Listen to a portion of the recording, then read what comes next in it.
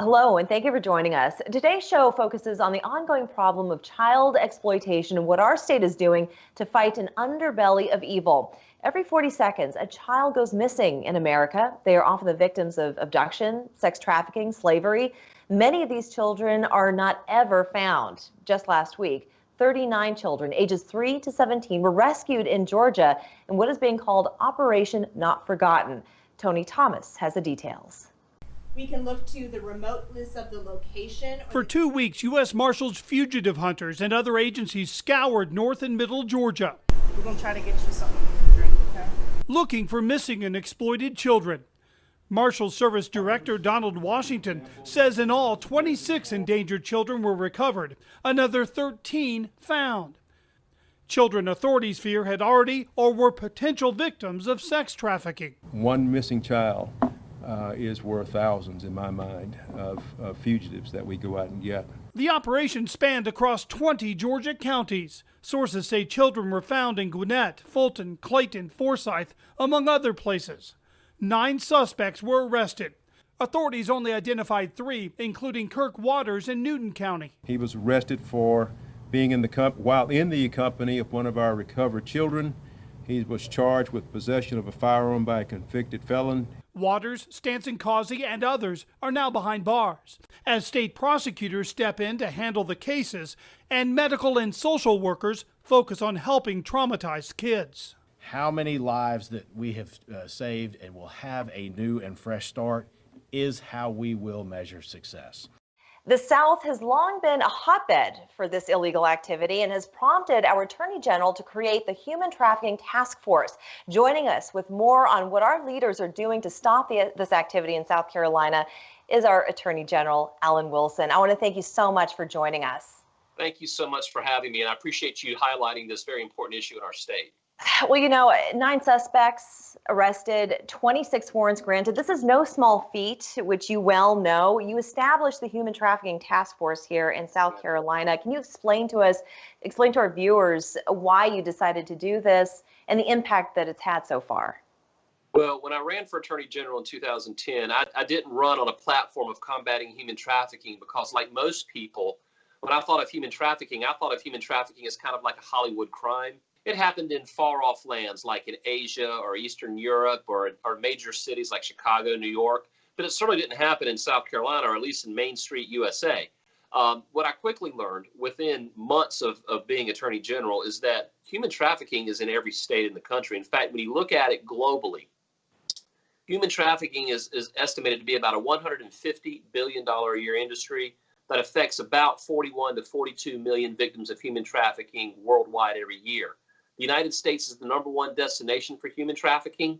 When you look at that, then you narrow it down to the states. South Carolina sits nestled between 2 of the top 20 human trafficking hubs. When you look at Charlotte and you look at Atlanta, you look at the I-85 corridor, you look at the I-95 corridor, you look at hot spots like tourism and even rural areas for the labor trafficking trade. So it's not just sex trafficking, labor trafficking. So it really was a problem that most people, myself included, didn't think was that real in their world.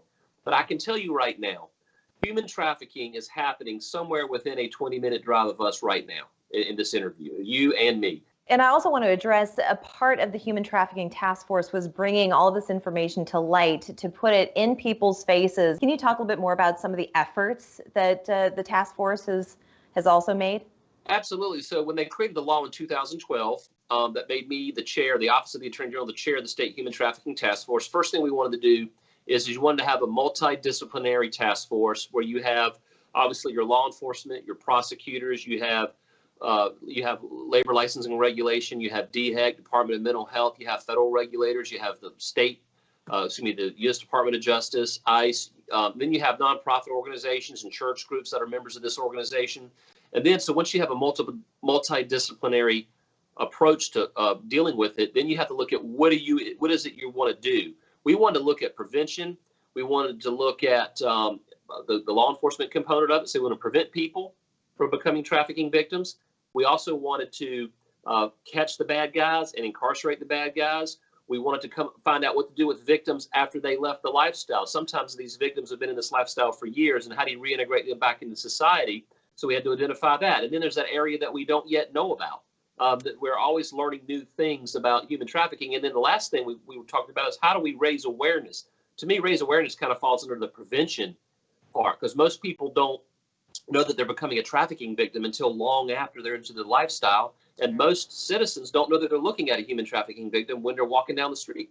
Can we talk about some numbers, though? Because since the Human Trafficking Task Force was created, we've seen the numbers fluctuate some, but just in the last year, the rate has quadrupled to 360% rise in reported cases. Now, is that because more people are coming with these cases, or are we just seeing the crime being committed more?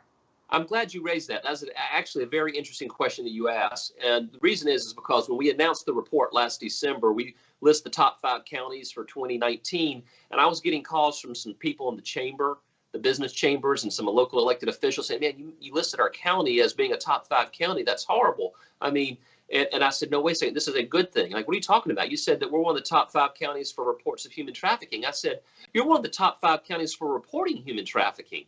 That doesn't mean that it's not happening more in other counties. It just means that more people are aware of it and there's more being done. At least that's how I see it. I think it's a good thing. So when you talk about that spike in reports, I think it's due in part that more people are aware, awareness is going up, because human trafficking has always been here. It's not like there's more of it happening. It's just that we're seeing more of it. Right. And to your credit, a couple of years ago, the South Carolina was recognized by Shared Hope International as the most improved state in the nation in combating human trafficking. So your work is absolutely making an impact and people are taking notice. I do need to take a break here, but when we come back, I want to talk a little bit more about how we can get those numbers down, the things that we need to do to prosecute more of these criminals and to make it something of our past. So we're going to take a break here. We'll be back after this. Welcome back. We've been chatting with South Carolina's Attorney General, Alan Wilson, and we've been talking about his Human Trafficking Task Force and the major impact that it's had on South Carolina, our community, our children. Can we also talk about how your office has changed the way in which it prosecutes these cases? How are we doing in terms of discouraging people from committing these crimes? Well, absolutely. And that's a great question as well. First off, you said we're the number 2 crime in the world, and that's smart. You did your homework, but the crime of human trafficking is the fastest growing criminal enterprise, even though it's number 2. So it could become number 1 at some point in the future. So I wanted people to understand that this is not a small issue. Now, how have we evolved? In the last 7, 8 years, we have evolved significantly. One of the things that we did when they passed the human trafficking statute, obviously before they passed it, there was no crime of human trafficking. You had criminal sexual conduct with a minor, you had kidnapping, you had other crimes that you could cobble together to go after people who were being trafficked. But then we created the human trafficking statute, which is kind of an all-encompassing statute. And then they neglected to put under the Human Trafficking Act the ability for the state grand jury to go after traffickers. Here's why that's important. It's important on several fronts. Like drug trafficking, human trafficking happens in multiple jurisdictions. So your local solicitor can only prosecute in the county that they the circuit that they reside in. Traffickers are no different than everyone else. They're going to do their business in multiple jurisdictions. And if you're outside the circuit, prosecutors and law enforcement officers have to stop at the boundary. We found that if a victim was being trafficked in multiple jurisdictions, all within 15 minutes of their house, and their trafficker got arrested, that person would have to give multiple statements to multiple law enforcement agencies because they'd all have an independent investigation going on. And that kind of re-victimizes the victim. Under the state grand jury, if the law enforcement agency is using the state grand jury, there's one investigation, like they would in a drug trafficking case, investigating multiple cases in multiple jurisdictions. So that is one way that we've streamlined and made the process more efficient and actually more compassionate for victims. Mm-hmm. So definitely streamlining the process makes a huge difference. Yes. But the muscle that it takes to then prosecute these criminals, we hear about all of these members of different agencies coming together on one operation. So in any given operation, how many people can be working on something like this? Well, and again, it all depends. I mean, there's different scales of, like, you think of drug trafficking, you could have 2 or 3 people trafficking drugs. You could have 200 or 300 people trafficking drugs. You know, we see a lot of gang activity. We've had cases in the last several years in which, you know, because gangs are migrating into this type of criminal enterprise because it's easier to resell a person over and over again than it is to sell a drug and then have to go back to the supplier. So you're seeing small gangs, groups of 4, 5, 6 people, and you've seen organized criminal syndicates doing it. We've seen people living in apartment complexes, a couple trafficking another woman and her child. I mean, so it's all scalable, and you just don't want to stereotype the crime. You don't want to stereotype the victim, and you certainly don't want to stereotype the trafficker. It all depends. You could have one cop working on an investigation. You could have an entire investigative team working on it, just depending on how voluminous the trafficking is going on, how many jurisdictions are involved. It all depends. Well, let me give the state human trafficking hotline. I think for anybody watching this, they need to know this number. It's 888-373-7888. So we're going to put that up on our screen. We're going to make sure that everybody knows about this. You also have a state human trafficking task force quarterly meeting, and that is happening on Friday, 10 to 11:30 a.m. So you can go on. It's free. It's online. They can go to your website and find out more information. Attorney General, I want to thank you so much for taking the time to talk with us today.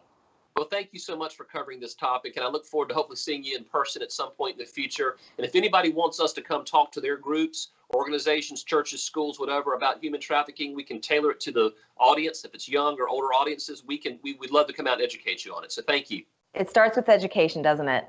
Absolutely, 100% agree. Thank you so much. Yes, ma'am. We're back after this.